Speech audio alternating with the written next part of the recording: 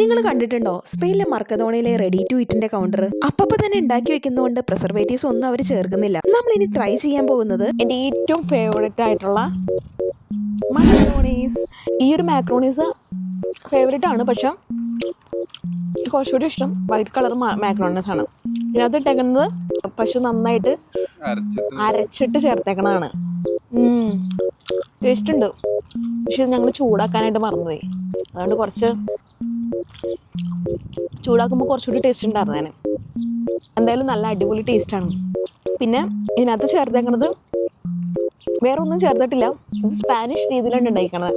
ഇറ്റാലിയനാണ് മാക്രോണീസ് എങ്കിലും സ്പാനിഷ് രീതിയിൽ ഉണ്ടാക്കിയേക്കണതാണ്. Taste vice സൂപ്പറാണ് കേട്ടോ.